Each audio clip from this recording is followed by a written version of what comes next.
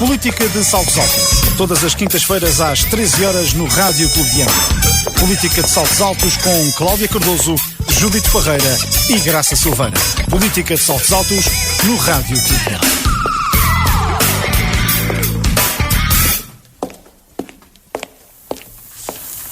Boa tarde e bom dia de amigas. Estamos no Política de Saltos Altos, em direto no Rádio Clube de Angra, com as nossas comentadoras residentes, Cláudia Cardoso, Graça Silveira e Judite Parreira. Começamos hoje pelas Jornadas Mundiais da Juventude, que acontecem em Lisboa em agosto. O orçamento referido de 160 milhões de euros para a realização do evento tem gerado debate na opinião pública. A discussão começa em torno de um palco de 5 milhões para receber o Papa. Entretanto, dão-se a conhecer infraestruturas no valor de 8 milhões, ecrãs, sistemas de iluminação e casas de banho. Confessionários serão 150. De um lado, critica-se a dimensão dos custos, de outro, valoriza-se o investimento que se crê trará retorno ao país. Cláudia Cardoso, justificam-se estes valores? Boa tarde a todas as minhas colegas de painel, também cumprimentar a nossa moderadora e os nossos ouvintes e desejar um bom dia de amigas, que é uma tradição açoriana muito arraigada, particularmente na Ilha Terceira. Ora bem, relativamente à questão das jornadas da juventude, pois compreende naturalmente a necessidade de receber com alguma dignidade este evento em Lisboa, mas o que não se compreende, em minha opinião, é que isto possa ascender aos valores que efetivamente temos ouvido falar. Os 160 milhões de euros de investimento global seriam indecorosos se fôssemos um país rico, sendo um país com as dificuldades que todos conhecemos, torna-se ainda mais escandaloso e, portanto, penso que é indefensável a posição de que esse investimento se possa justificar. Até porque recentemente vimos o responsável pela organização dessas jornadas em Espanha a dizer precisamente que este valor é incompreensível, uma vez que realizaram muito recentemente também o mesmo tipo de evento por um custo que não chegou a cerca de 1/3 daquilo que está previsto para Portugal. Depois temos visto o próprio responsável das jornadas em Portugal a dizer que efetivamente se escandalizou ou que lhe causou alguma mágoa. Ficou magoado, causou-lhe alguma mágoa perceber que teria estes custos. Mas isto são tudo coisas que devem, ou deveriam estar, há muito tempo acauteladas e portanto, analisadas. Não devíamos estar praticamente em cima do acontecimento, porque agosto é amanhã, nós sabemos, da maneira que o tempo tem passado vertiginosamente e, portanto, estamos ainda na discussão se justifica ou não. Além de que, para além disso, temos visto gente da área técnica, engenheiros civis, arquitetos, a vir também neste debate que a Andréa referia, que tem sido público e muito alargado e quase diário, referir que é possível fazer com dignidade o evento com muito menos, que aquele palco nem sequer é o desejável, porque falam numa altura que pode ser... enfim, pode inviabilizar que quem não esteja muito próximo veja sequer o que se está a passar. Ou seja, é possível termos um palco tão digno e com tamanha ostentação que não consiga corresponder àquilo que se pretende, que é que um grande número de pessoas possa assistir a um evento desta dimensão. Para além disso, tem-se ouvido a questão do retorno financeiro, sim senhor, é um grande investimento, mas depois há o retorno porque o palco é reutilizável. Este argumento também fica por terra porque tem vindo também muita gente explicar que é esta estrutura com esta forma, com este tipo de investimento, dificilmente é utilizável para outros eventos. E também não tem sido fácil aos responsáveis por isso, nomeadamente ao Presidente da Câmara de Lisboa, explicar vai ser reutilizado em quê ou para quê. E aquilo que sinceramente eu fico com a sensação é que nós estamos, uma vez mais, com bons seguidores do que se faz noutros sítios do mundo, a querer ser melhores do que o vizinho, não é? Queremos sempre que a galinha da vizinha é melhor do que a minha e, portanto, temos sempre, às vezes acontece nas nossas freguesias, um quer misturar uma coisa melhor do que o outro e cai-se neste exagero, num ano que é um ano de contenção, de inflação galopante, com os custos inerentes às questões que ainda derivam da pandemia, de uma guerra que persiste, e estamos aqui a fazer um investimento faraónico. E, enfim, nós não somos propriamente o Dubai ou nenhum país das Arábias e, portanto, se calhar devíamos ter uma noção mais rigorosa das coisas, que já devia estar feita há muito tempo. O que me custa é essa discussão em cima de joelho, como se diz. E, portanto, agora é que estamos aqui a equacionar se isto será muito caro ou não será e como é que se reduz os custos. Já não estamos há muito tempo para isso, em bom rigor. E, portanto, o que eu acho que acontecerá é que vamos ter um evento completamente desproporcionado do país que somos e daquilo que queremos mostrar aos outros. Pelas notícias que tive a oportunidade de ler, até o próprio Vaticano se escandalizou com os custos que isso envolve em Portugal. E, portanto, vamos ficar como os pobres, pacóvios e saloios, que querem mostrar aos outros uma grandeza que efetivamente não têm. Ao menos que tivessem grandeza de alma na discussão. Portanto, isto acho que poderia ser feito de uma forma contida, aliás, como aqueles que são os preceitos da fé cristã, não é?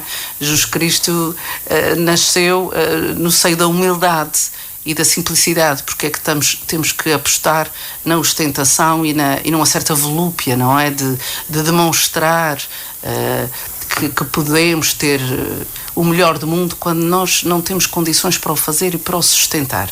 E quando claramente isto não é uma solução de futuro, nem servirá para grande coisa depois disso, dizem os especialistas, que não sou eu, mas os arquitetos têm criticado fortemente esta solução e dito que ela dificilmente reverterá para outro tipo de eventos que não este.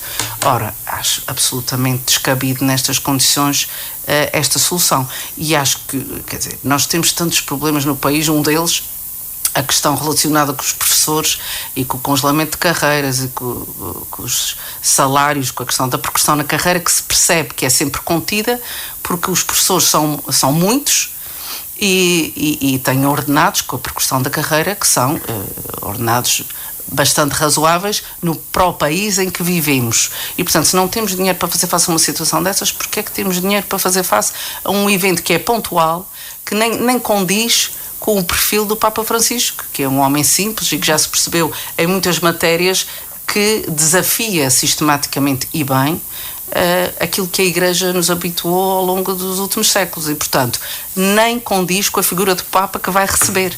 Não há nenhum argumento do meu ponto de vista que sustente essa solução. Graça Silveira, o que é que são estas Jornadas Mundiais da Juventude e que retorno é que poderão trazer a Portugal?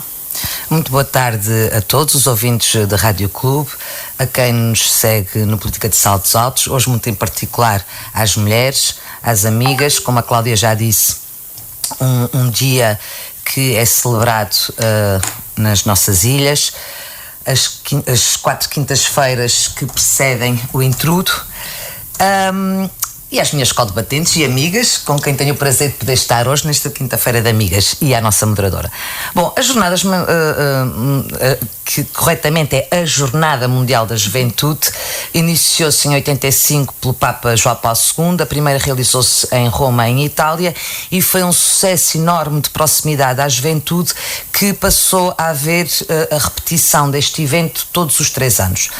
Em 2019 o evento aconteceu no Panamá, e a cidade escolhida para albergar as jornadas seguintes seria Lisboa.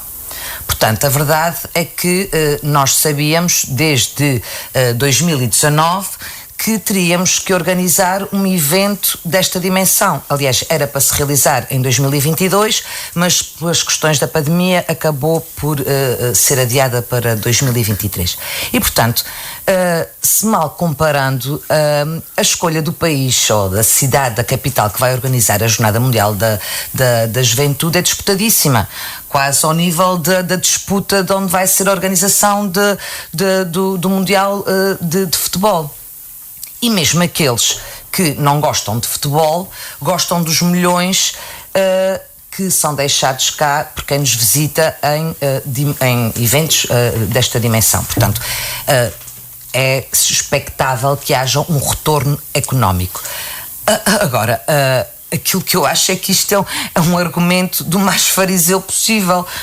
Qual vendilhões do templo que Jesus Cristo expulsou à vassourada? Quer dizer, não, agora com esta discussãozinha do palco que se custa 5 milhões ou 4,5 ou 4 milhões, quer dizer, num evento que é suposto custar 160 milhões, parece-me no mínimo estranho que a comunicação social tenha feito um sururu em relação ao valor específico do palco, que de resto é medonho, acho que não é bonito, não está bem conseguido, não está bem pensado em termos de engenharia. Não sei se aquela pala metálica é ou não é a melhor solução, naqueles terrenos pantanosos, se em termos de fundações é ou não é seguro. Portanto, eu não tenho conhecimentos técnicos sequer para perceber se aquele é o local certo, se estes são valores que são exorbitantes. Como comentadora e de fora, eu poderia dizer que achava que aquele local não foi uma boa escolha. Mas se fosse presidente da Câmara e tivesse que investir milhões na organização de um evento destes, se calhar optava exatamente por recuperar uma zona degradada, industrial como é aquela, e que supostamente a seguir à Expo 98 toda aquela zona era para continuar a ser recuperada até chegar a Loures, que de resto foi onde a atual Câmara de Lisboa e já a anterior tinha escolhido para fazer a recuperação. Depois ouvem-se comentários do tipo: o Papa já veio várias vezes a Portugal e nunca foi necessário gastar tanto dinheiro. Mas isto não é uma visita do Papa a Portugal, isto é uma organização de um evento de uma dimensão que nunca antes aconteceu em Portugal. Só para termos uma ideia da escala deste evento, o Parque da Bela Vista tem a capacidade para acolher 90 mil pessoas. A Jornada Mundial da Juventude vai acolher 1,5 milhão de jovens, ou seja, estamos a falar 15 vezes a dimensão do Rock in Rio. Portanto, com tudo questões relacionadas com segurança para a deslocação do Papa, com segurança para estas pessoas todas, em termos de saúde, de hospitais de campanha, tudo isso, não ouço ninguém a falar de questões que são fundamentais e que seriam. E de resto, eu pergunto-me, o Europeu de Futebol 2004, quanto é que custaram os 4 estádios que foram construídos e estão agora semi-abandonados? Alguém se preocupou com o erário público? Alguém veio para a comunicação social dar a sua opinião sobre a escolha do local? Houve debate sobre se a estrutura de engenharia para aqueles estádios estava bem pensada? Alguém se preocupou se uma Marrasco, que é um estádio de futebol, feria a estética urbanística do local que foi implementado, onde foi implantado? É que ainda me lembro de ter ouvido ninguém indignado. E ainda custam alguns milhões de manutenção. Isso, claro. E a degradarem-se. Não me lembro de ter ouvido ninguém indignado e nem sequer preocupado. Aliás, quem agora se devia estar a preocupar não está. Quando a gente ouve o ex-vereador da Câmara de Lisboa, o José Sá Fernandes, que é o coordenador do grupo de projeto criado pelo Governo para a Jornada Mundial da Juventude, dizer com a maior da desfaçatez que não conhecia o projeto, quer dizer, há 6 meses do início do evento, estão todos a falar em 7 meses, mas são 6 meses, porque isto é para começar no dia 1 de agosto. Janeiro está fora, portanto, há 6 meses que está a ser pago milionariamente, vai receber 270 mil euros até ao final de 2024 para coordenar um projeto e diz que nem sequer conhece o projeto. Eu acho que isto é que é vergonhoso. E pergunta, mas porquê é que o senhor ainda fica lá até ao final de 2024, quando as jornadas são em agosto de 2023? Depois temos o Dom Américo Aguiar, que é o presidente da Fundação da Jornada Mundial da Juventude. Quando lhe perguntam pelo valor do altar, ele vem dizer, como se tivesse chegado ontem aqui às 4 da tarde em relação a este assunto, que tomou conhecimento do valor para a comunicação social e que o magoou. A mim o que me dói é este tipo de missão de quem deveria estar preocupado com a organização disto e afinal, quando rebenta uma polémica, nunca ninguém sabia de nada, nunca ninguém tinha visto nada, ninguém sabia de coisíssima nenhuma. Ainda para mais, Dom Américo Aguiar, que é apresentado como o futuro cardeal patriarca de Lisboa, quer dizer, era depois desta polémica, não sei se vai continuar a ser, que não consegue perceber a sensibilidade de um assunto desta natureza. que não consegue antecipar que o ónus desta questão acabaria inevitavelmente por cair em cima da Igreja, que já está fragilizada com uma série de escândalos de cariz sexual, e que numa altura destas obviamente não vai encontrar solidariedade de ninguém, nem sequer dos católicos. Antes, pelo contrário, vai-se acicatar os ímpetos ativistas laicistas. Quer dizer, não percebo nada disto e nem sequer percebo porque é que o que está em cima da mesa é o valor do palco. A mim preocupam-me estas questões e fui fazer uma pesquisa. Há um site interessantíssimo de um grupo de ativistas de cidadania que se chama Viver em Lisboa, em que tem um resumo de tudo o que se passou em relação à Jornada Mundial da Juventude desde que Portugal foi escolhido. Reuniu várias vezes com a Câmara, fizeram várias visitas à obra, em que está lá tudo dito. As empresas que concorreram, os valores, quem é que ficou com as fundações, quem é que ficou com a parte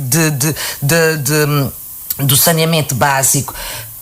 9 empresas que vieram, na última volta 4, com os valores, as últimas 2 que vieram ao jogo. Portanto, isto está tudo lá dito. Os problemas que estavam associados, nomeadamente parte dos terrenos que eram do lado de Loures, com contaminações que foram cedidos para o Bono pela Galp. Portanto, estamos a falar de contaminações tóxicas, em cima de um aterro com condições de enorme fragilidade numa zona junto ao estuário do rio, com terrenos pantanosos.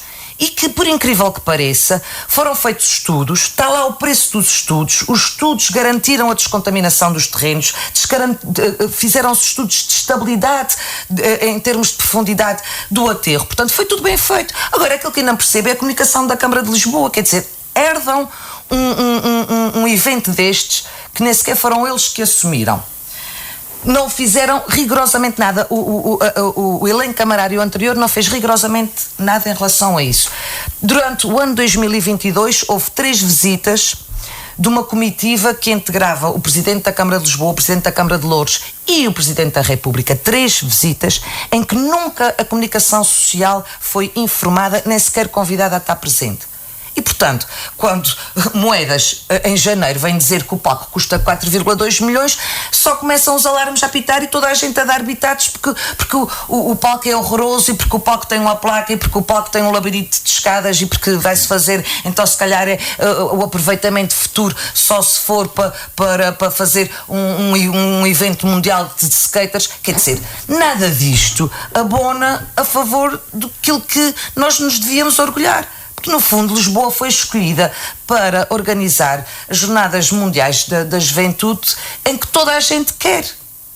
E nós, como a Cláudia dizia muito bem, como pobrezinhos, depois nem sequer temos a grandeza de alma de fazer valer esta escolha. O exemplo de Madrid não é comparável, porque quem pagou as Jornadas Mundiais da Juventude em Madrid foram as próprias construtoras. Por isso é que aquilo saiu muito mais barato. Eles é que estavam a oferecer. Portanto, usaram antecipadamente materiais muito mais baratos. Aliás, antes da guerra da Ucrânia, porque, aliás, com todos estes atrasos, ficámos com custos de construção pós-Ucrânia, que está tudo pela hora da morte. E a Igreja foram os que pagaram.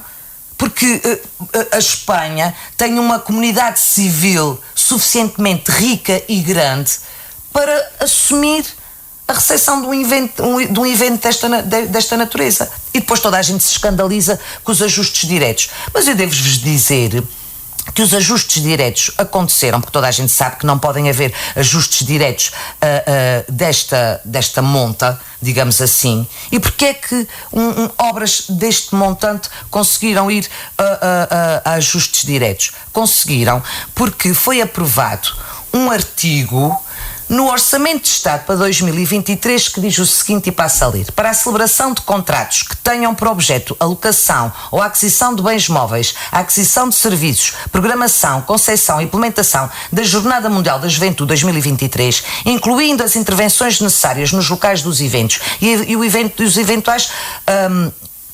a eventual relocalização de instalações existentes, as entidades adjudicantes podem adotar procedimentos de ajuste direto quando o valor do contrato for inferior aos limites referidos no número 3 e no número 4 da contratação pública, que diz o limiar é de 5,35 milhões de euros. Ou seja, 5 milhões é inferior e pode ser. Eu não ouvi ninguém a falar de que tinham aprovado este artigo no Orçamento de Estado.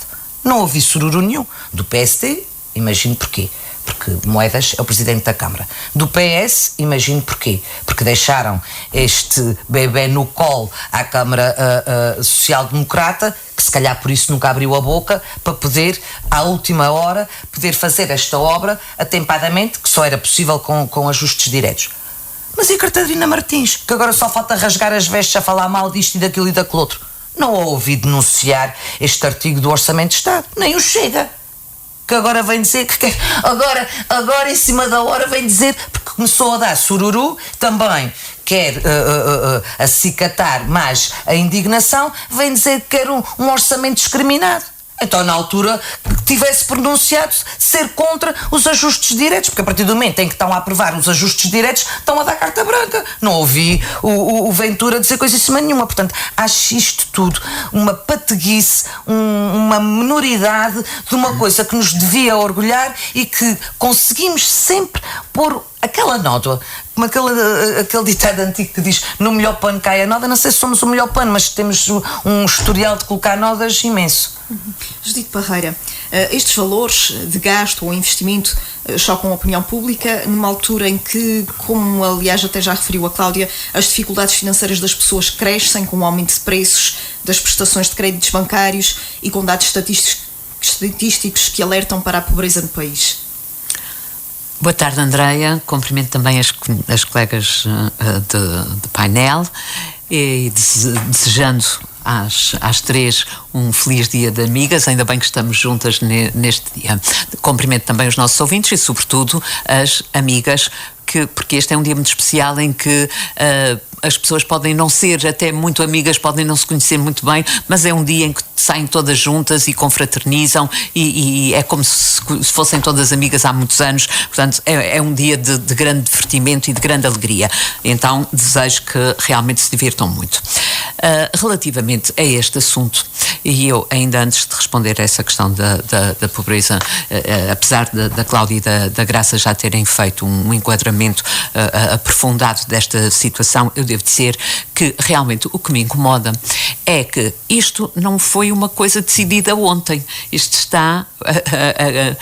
Lisboa foi a cidade escolhida em 2019. Em 2019 os portugueses ficaram todos muito contentes, muito satisfeitos pelo facto de se realizar em Portugal um evento que traz tanta gente e que dá tanta visibilidade à cidade de Lisboa, mas a todo o país. Na altura não se pensou, mas sabia-se que isso ia trazer custos elevados. Para mim, esses custos poderão ser vistos pelo lado da despesa, sim, mas trarão retorno e, portanto, poderão ser vistos e deverão ser vistos como um investimento. Até agora já foram feitos os projetos, foram orçamentados, ninguém falou no assunto. Porque é que só nesta altura é que surge esta polémica à volta do evento e à volta do custo de construção e sobretudo do palco? A mim parece-me muito claro, os casos e casinhos do governo não estão resolvidos, mas neste momento não se fala neles. Mas estão desaparecidos. Exatamente. Portanto, esta foi uma forma muito conveniente, é verdade, mas esta foi uma forma muito conveniente de abafar uma situação que ainda está para rolar. E, portanto, parece-me muito óbvio porque é que é nesta altura que surge uma discussão à volta de um valor que já está orçamentado há muito tempo. É evidente que a mim também me faz alguma confusão este valor, tendo em conta um evento de caráter religioso e valores e a grandiosidade deste evento e das estruturas que são necessárias para que ele se realize, são contrárias até à própria mensagem da Igreja e são contrárias à simplicidade do Papa Francisco. Mas, por outro lado, também compreendemos que se traz a Portugal 1,5 milhão de pessoas. Obviamente que não pode ser uma coisa pequenina. Aliás, eu acho que o problema dos portugueses é pensarem pequenino, e se pensamos pequenino e pobrezinho, seremos Pensam sempre pequenino e gastam grande. Pequenos e pobres. Portanto, é verdade que isto é um pouco contrário, estes valores chocam na medida em que a Igreja devia ser mais simples. Mas também não queremos uma coisa tão simples que venha a acontecer aquilo que ainda aconteceu segunda-feira no Congo, em que a placa da estrutura caiu, portanto, a 3 dias da chegada do Papa, e agora vão ter que resolver esse problema, e, portanto, não é desejável que isso aconteça, até porque o impacto que isso depois tem na forma como Portugal seria visto seria bastante negativa. É também um pouco confuso que agora todas as partes envolvidas venham dizer que não sabiam de nada, como se isso fosse possível, mas na verdade ninguém acredita. Ficaram todos bastante incomodados quando se começou a falar do assunto, e agora, hoje, creio que não sei se já se realizou ou se será mais tarde, mas hoje estava prevista uma reunião entre as várias partes para tentar, ver se era possível reduzir os custos naquelas coisas que não são essenciais. Parece-me já um pouco em cima do joelho, mas é possível que isso possa ser feito, até porque depois os empreiteiros que têm estas obras podem ser compensados de alguma forma através das câmaras, quer a de Lourdes, quer a de Lisboa, e portanto podem de alguma forma ser compensados. Não sei se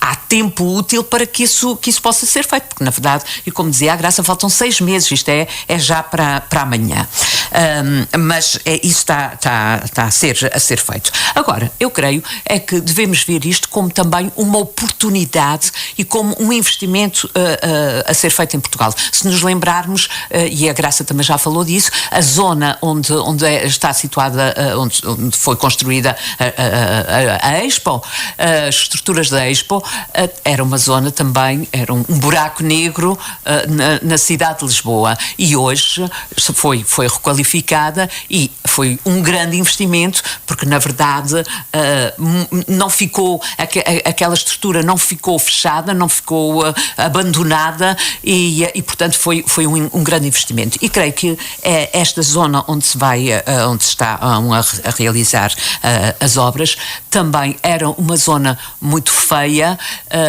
e que precisava urgentemente de ser requalificada, e esta foi a oportunidade de o fazer. É claro que o palco, o que choca mais as pessoas, na verdade, é o palco, mas na verdade o que me parece é que, se nós pensarmos, a história mostra-nos outras situações que também foram igualmente polémicas e que hoje não são. Eu lembro, por exemplo, o Padrão dos Descobrimentos, que foi construído quando da exposição do mundo português, em 1940, creio eu, e foi construída com materiais perecíveis porque era para ser demolida depois. E depois de estar construída e depois da exposição feita, concluiu-se que deveria ser mantido porque era um monumento muito bonito, e hoje faz parte do roteiro turístico da cidade de Lisboa.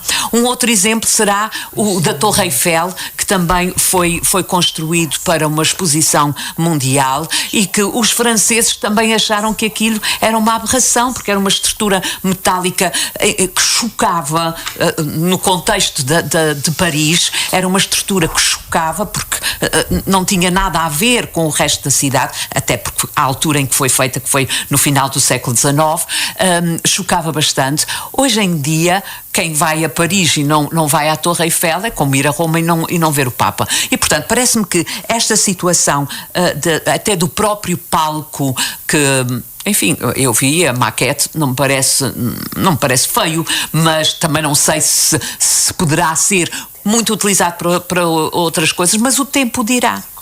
E pode ser que venha a ser como o Padrão dos Descobrimentos ou como a Torre Eiffel, e que possa ser utilizado depois para outras coisas. E deve ser ainda que temos que ter em conta a promoção turística deste evento. a quantidade de jornalistas que vêm a Portugal nessa altura não vão cobrir o evento, obviamente, mas vão fazer com certeza outras reportagens e vão referir o nosso país sob outros pontos de vista, portanto, outros aspectos, e creio que isso vai ser muito, muito benéfico. Agora, obviamente que isto não é, esse retorno pode não vir imediatamente na altura do evento, ou seja, as pessoas, ouvi o vice-presidente da Câmara de Lisboa a dizer que se cada pessoa que viesse 1 milhão de pessoas e se cada pessoa gastasse 200 euros, seriam 200 milhões de euros, ou seja, os 160 milhões, que é o custo deste investimento, já estariam pagos. Mas 80 milhões são da Igreja, convém dizer. Sim, não, mas está bem, mas o que eu ia dizer... 80 milhões são assegurados pela Igreja e as entradas vão desde os 100... tem valores variáveis. A 250 euros por pessoa. Portanto, a Igreja vai buscar nas assim, entradas... Mesmo que a Igreja vá buscar uma parte e mesmo que o retorno não seja imediato, a estrutura está feita e deverá... O que não pode é ficar abandonada, isso não, porque então aí é mesmo uma despesa que depois não serve para nada. Mas se aquela estrutura for depois bem aproveitada, bem rentabilizada, eu acho que tem que ser visto pelo lado do investimento. Em relação à pobreza, é certo que Portugal tem um número demasiado elevado de pobres. Tem outras situações que a Cláudia já referiu, a questão dos professores que estão em luta já há bastantes dias e de uma forma notável, porque não se desmobilizaram. Normalmente o que nós vemos então, sobretudo na classe docente, é que fazem greve, mas uns fazem, os outros não fazem, porque isto não vai dar nada, ou porque os outros vão fazer e eu preciso daquele dinheiro daquele dia e não faço. Não são muito unidos e neste momento o que se assiste é que os professores estão unidos, não desmobilizaram e portanto estão a lutar pelos seus direitos e reivindicando aquilo a que têm direito e que merecem.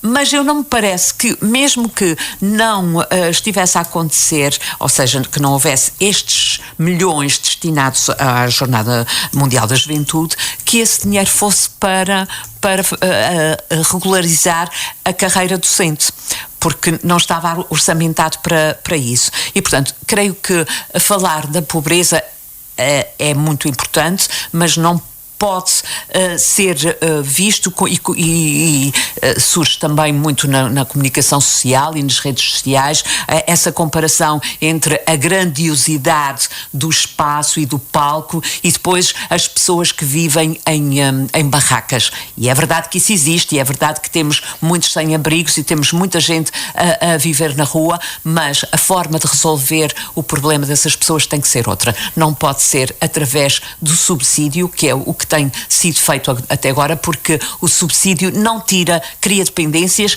e não tira ninguém da pobreza.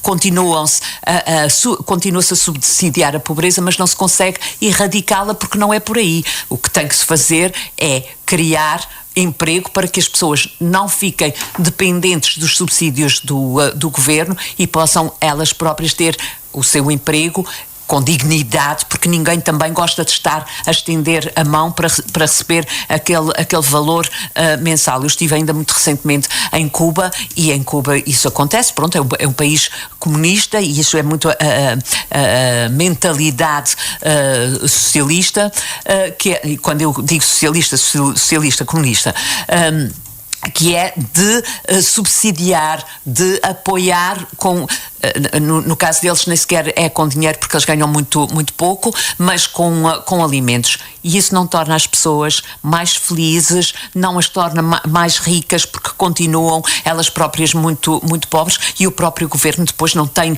capacidade para as ajudar de outra forma. Portanto, eu creio que não pode ser através do subsídio. Temos que o rendimento social de inserção aumentou nos Açores e o governo é de direita. Sim, mas isso está mal.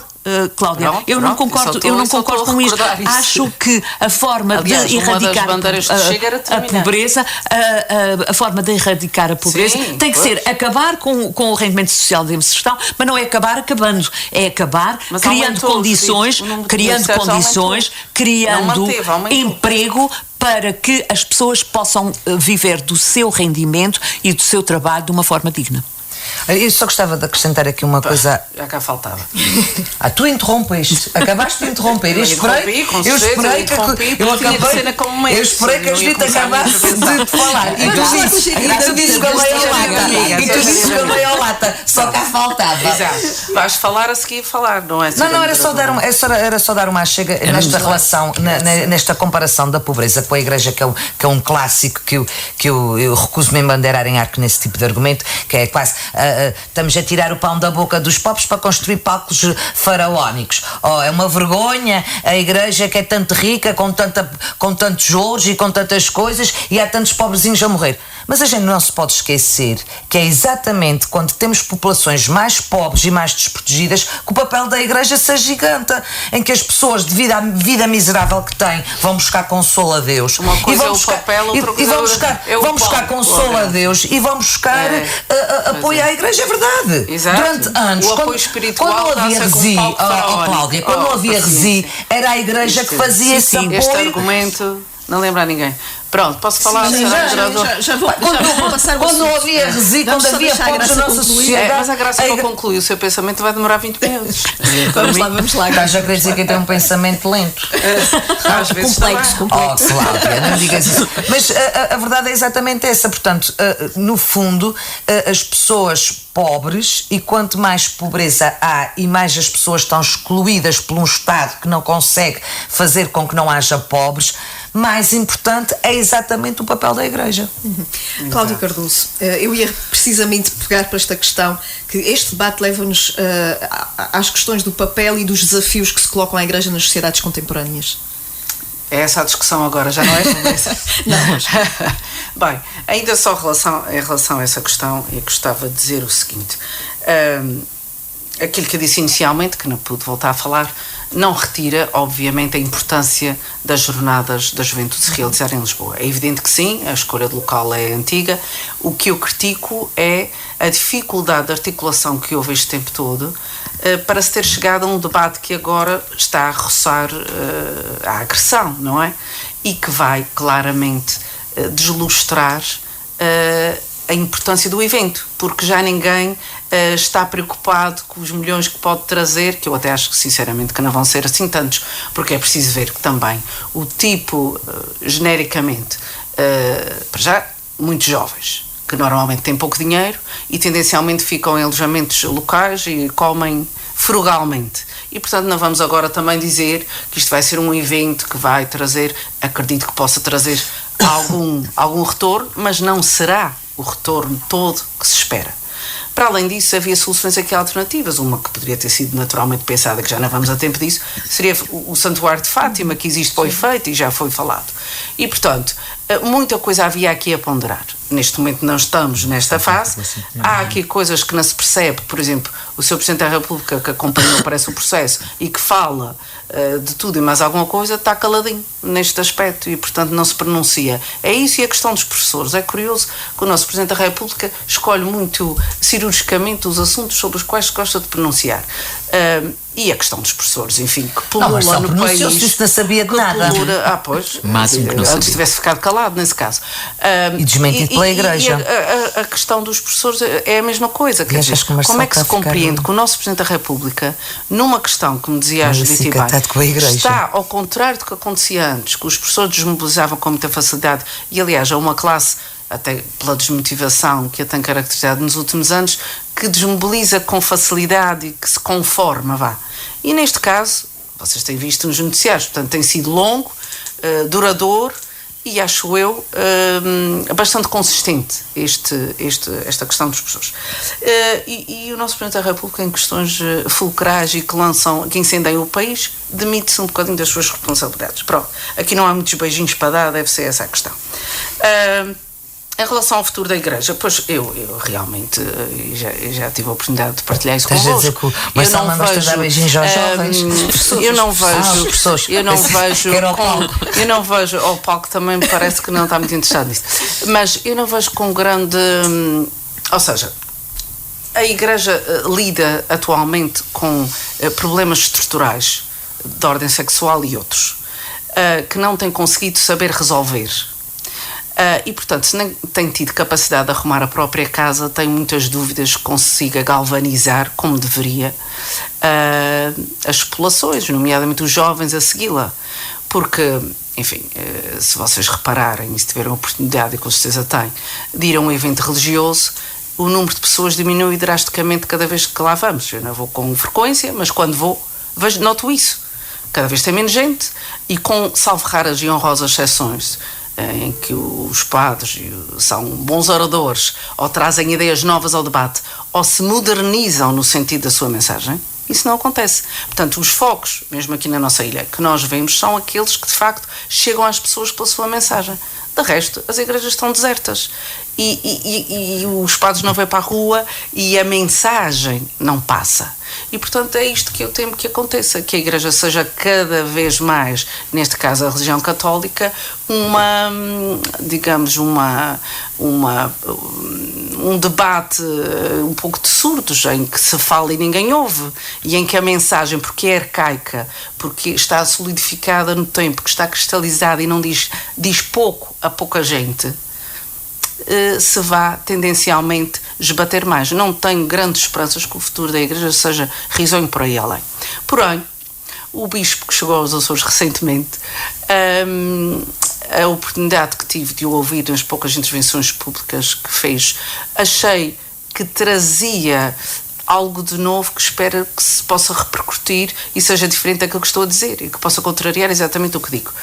Que me parece muito mais sensato do que, por exemplo, o anterior, que me parece preocupado, embora ainda a pisar chão de ovos. Ele sabe, e isto é uma sensação clara, que ele sabe onde é que se vai meter. Portanto, o senhor manifestou que lamentava ter que sair de Porto, onde tinha ligações profundas, etc., o trabalho feito, e também houve, não sei se viram, houve uma reação, enfim, do clero, nesse sentido, sobre o trabalho que ele tinha desenvolvido.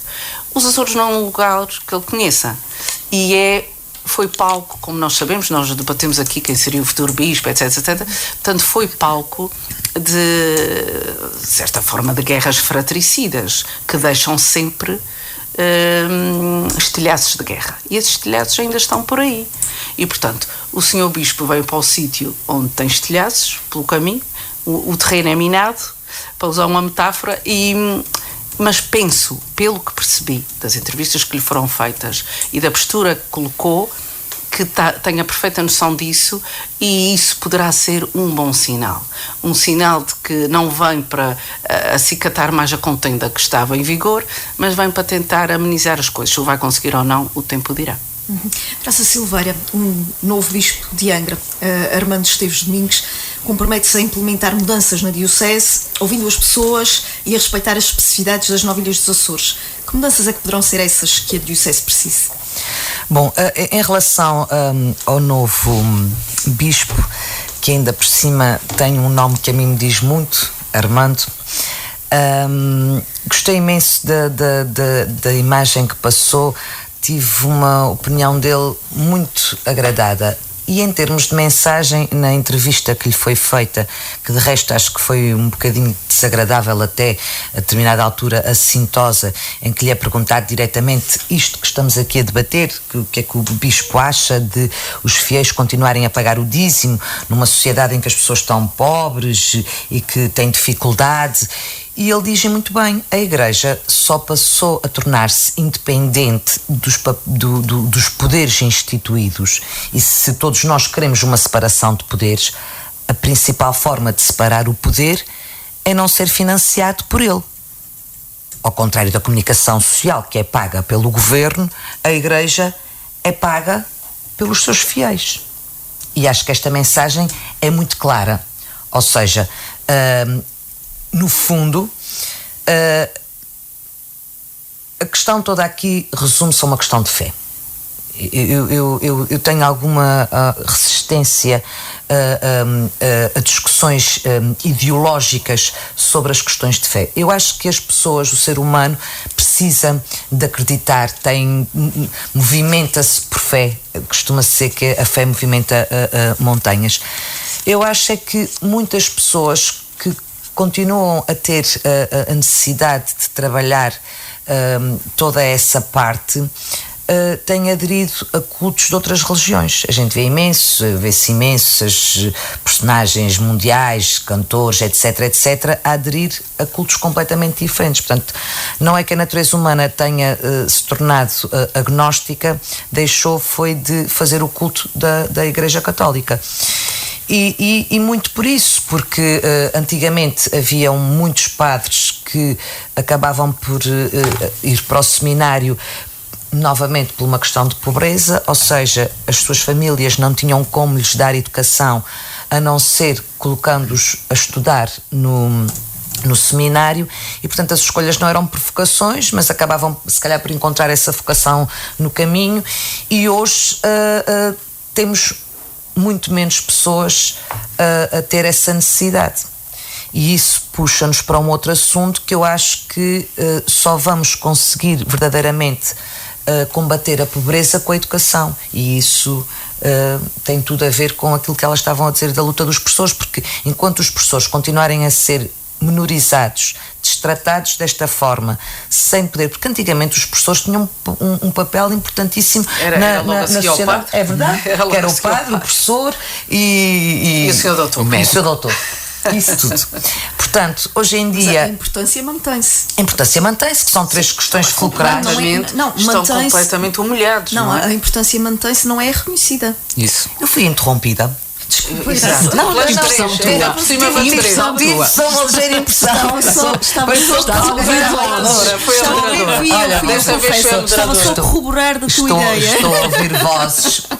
Não, mas eu uma vez até fiz uma intervenção no plenário que fui muito criticada por socialistas, que disse que o grande problema nem sequer é a pobreza económica, é a pobreza de espírito, porque as pessoas sem educação tornam-se muito submissas, são pouco críticas, têm pouca noção daquilo que lhes está efetivamente a ser roubado, que são os direitos à autodeterminação, a terem um ordenado, de poderem ter a honra de chegar a casa e alimentar. Eu acredito que há imensos agregados familiares que os pais, pai e mãe, aqui não faço separação de género, não sinta vergonha de chegar a casa e a única forma que tem de pôr comida na mesa para os seus filhos é ter que ir para o Recife. Não há empregos, não há alternativas. Portanto, estamos a criar uma sociedade que não gera riqueza, estamos-nos cada vez a afastar mais dos índices de crescimento económico. Podemos florear isso da maneira que quisermos, mas a verdade é que Portugal está-se a afastar e a região ainda mais, e não vejo nenhum voto de face. De antes era a culpa dos socialistas, mas também, e para ser muito clara, não vejo no atual governo nenhuma mudança de paradigma que me dê uma luz ao fundo do túnel. Portanto, não geramos economia, não geramos riqueza, as pessoas estão pobres e dependentes. Não vou fazer a demagogia da discussão de achar que estão melhor dependentes do Estado do que estão da Igreja. A dependência é sempre má. É sempre má. E temos pessoas que a gente fala de questões que são fundamentais e eles ficam a olhar para a gente tipo assim, o que é isto? Portanto, há uma pobreza de espírito, há uma desinformação que só com uma educação sólida, com pessoas com opinião própria, com segurança e com autodeterminação, podemos sair daqui, senão não há volta a dar.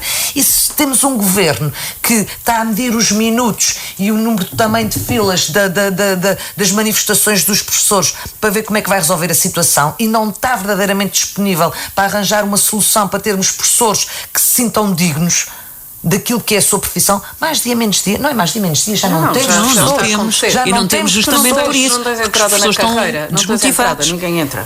Ainda outro dia vi isto, quer dizer, 1% ou 2%, uma história assim, os candidatos. Portanto, se este ano já tivemos um grave problema de colocação de pessoas, no próximo ano será pior ainda, não há? Porque, para além de tudo, há a imagem social. E depois há os novos pobres, que a Graça estava a falar, mas há a questão dos novos pobres, é que neste momento nós temos classe média que é pobre, que não consegue pagar as contas e ter dinheiro remanescente.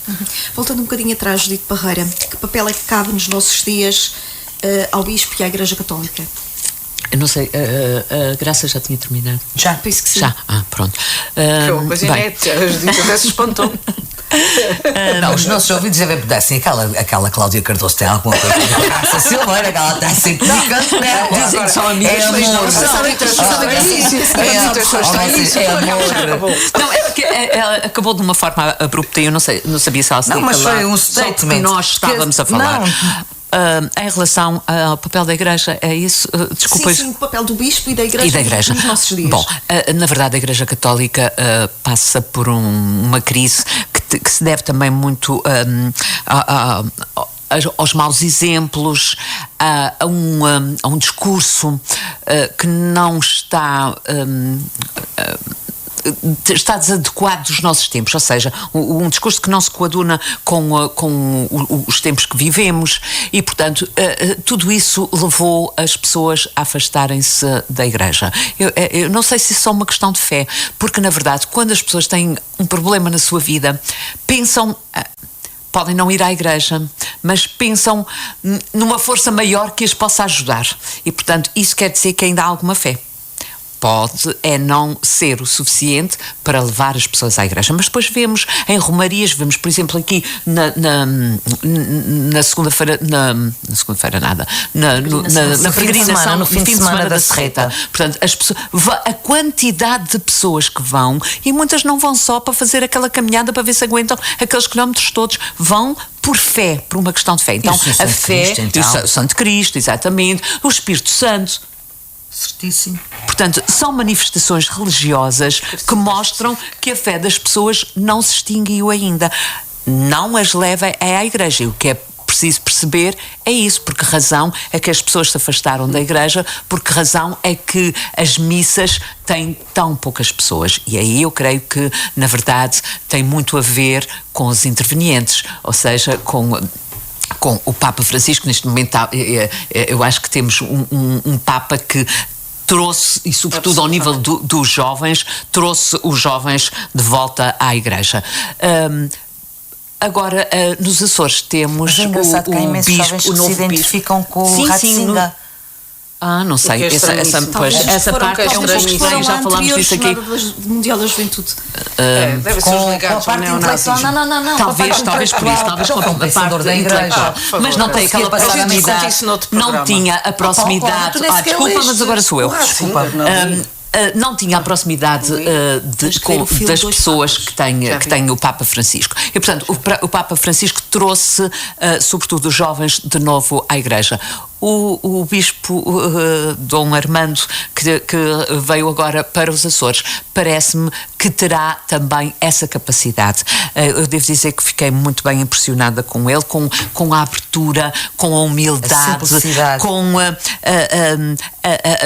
forma informal como ele fala com as pessoas. Firme e doce. Acho que era é muito diferente da formalidade do bispo anterior. E, portanto, parece-me que este bispo também reúne todas as condições para trazer as pessoas à igreja. E ele começou logo a fazer, aliás, começa logo no discurso. Eu retive aqui uma frase dele que diz que a minha porta e coração estarão sempre abertos para todos, para as novas famílias, para os divorciados, que é uma coisa que a Igreja tem uma certa relutância, ou tinha até agora, portanto era o discurso, tinha alguma relutância nisso.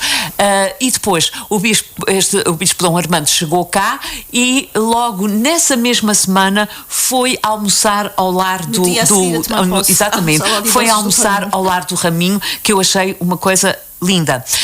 Depois disso já esteve reunido em São Miguel com os romeiros. Portanto, ele tem procurado aproximar-se das pessoas e creio que é esse o papel do bispo e, portanto, com tudo isto é natural que as pessoas se aproximem da igreja. Obviamente que os padres têm um papel fundamental, mas também, se calhar, também ainda temos muitos padres envelhecidos que têm um discurso mais desadequado com a nossa realidade, mas temos outros padres que enchem igrejas. Eu estou-me a lembrar, por exemplo, do padre Júlio da Rocha, que é um padre e eu adoro, para além de o ouvir, adoro ler os artigos dele no Diário Insular. Portanto, é um padre que adequou os seus sermões às necessidades do povo e às novas realidades. E eu acho que passa muito por aí, porque, volto a dizer, a fé das pessoas não se extinguiu. Não encontram o caminho certo para chegar à igreja. Eu queria só acrescentar uma coisa, que é, este ano a minha filha faz o crisma e, portanto, estou bem por dentro. Este bispo já marcou para todas as ilhas, que de antes era só em tempos a tempos, e vai a todas as ilhas, vai com uma semana, 15 dias de antecedência, para conversar com os jovens, para ele próprio fazer a preparação para o crisma, para reunir com pais e com padrinhos, que é uma atitude que demonstra, que fazia parte da tua pergunta, em que ele diz que vai querer ajustar a igreja às necessidades de cada uma das ilhas. Portanto, já deu um sinal nesse sentido.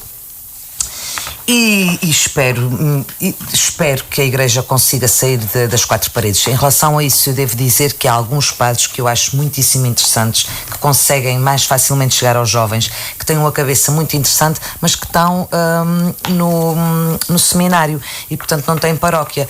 E acho que a igreja devia pensar nisso, eles acumularem, ou pelo menos de vez em quando fazerem uma missa para jovens e, portanto, saírem das quatro paredes do seminário. Porque eu acho, desculpa, Graça, mas posso fazer aqui um elogio. Gosto imenso do Padre Gregório, que é que batizou a minha Rosa e durante muito tempo foi o reitor do seminário e é aqui dos altares. Gosto imenso dele porque ele tem uma cabeça suficientemente flexível para perceber as novas gerações e para perceber a pessoa que está à frente dele a conversar, o seu nível intelectual, as suas preocupações, etc, sem ser de porreirismo nacional, porque também não há piada nenhuma àqueles padres que, para serem muito moderninhos, afinal a igreja pode tudo, isto de ser católico é só ter nome. E são os de esquerda.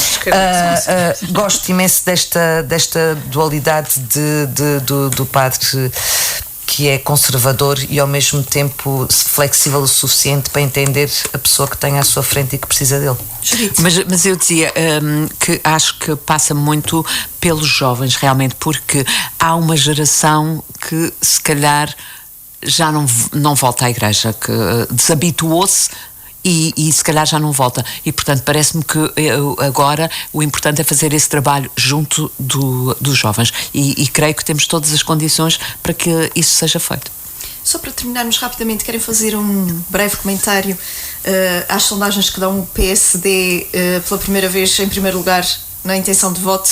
A Graça Silveira, Luís Montenegro passou a não descartar a hipótese de fazer cair o Governo da República. Não, em relação a isso só devo dizer que não foi Luís Montenegro que passou à frente do PS, foi o PS que se esbardalhou todo em 9 pontos percentuais. E, portanto, acho normal, numa altura que acho que tem que se ver essa sondagem com cautela, quer dizer, depois de todos os desaguisados que têm acontecido neste governo Costa, uma sondagem é naturalíssimo que dê o PS a perder 9 pontos percentuais. É preciso ver se isso depois se mantém. Judite Barreira, faz sentido uma moção de censura ao Governo da República e partirmos para eleições antecipadas? Bom, já houve 2 moções de censura e não serviram para grande coisa, porque este Governo tem maioria absoluta e temos que perceber que com uma maioria absoluta como teve, não vai ser fácil, a não ser que o Presidente da República resolva também interferir.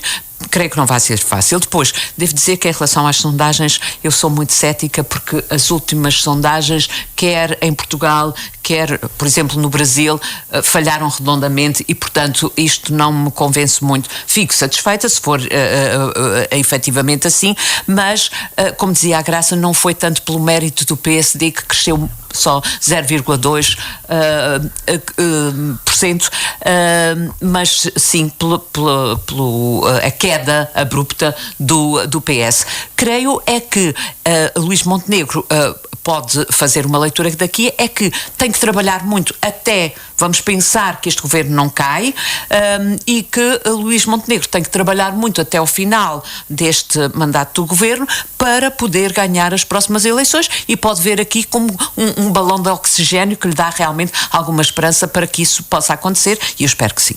Cláudia Cardoso, o PSD teria hipótese de formar governo em caso de queda do executivo de António Costa? Eu acho que a queda do executivo de António Costa, como as dizia bem, não está em cima da mesa, não é? Já houve 2 tentativas e não aconteceu, não acontecerá, na minha opinião. em relação, se isto acontecesse, ele manda-me naturalmente teria. Custa continuar a mandar-me na governa. Em relação ao Montenegro, eu acho que ele é um líder fraquíssimo. Os sociais-democratas também acham. E, portanto, é só isso que eu tenho. Eu não acho. A maioria acha. Não acho que ele daria um excelente primeiro-ministro, dará, mas que tem que trabalhar muito até lá, isto ainda falta muito tempo. Segundo a convenção do Chega, o próximo primeiro-ministro é António Ventura. Pronto. António Ventura não, André. André. É verdade. António Ventura, bem, isso seria... Bom, nunca se sabe, mas não, foi agora... Mas só Cláudia, sem te querer interromper e não digas já outra vez a graça, mas esqueça-me de dizer uma questão que é importante em relação à credibilidade desta sondagem em particular, é que dá 0% ao CDS. Depois, e a Pitagórica não pode cometer erros crassos destes, quer dizer, depois teve mas que vir... Mas a Judite tem razão, já houve muitos erros. Não, teve que vir dizer... Não, houve lá. É difícil a gente agora vir dizer que afinal o CDS não tinha sido sequer considerado nas perguntas, quer dizer, não considera o CDS nas perguntas e depois dá 0% ao CDS. Bem, isto é um erro de palmatória, não é um errozinho. Quer dizer... Vamos então encerrar este Política de Saltos em Dia de Amigas. Voltamos quinzenalmente às quintas, às 13.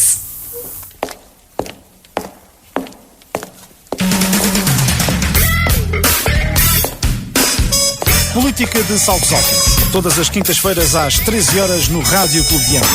Política de Saltos Altos com Cláudia Cardoso, Judite Ferreira e Graça Silveira. Política de Saltos Altos no Rádio Clube de Angra.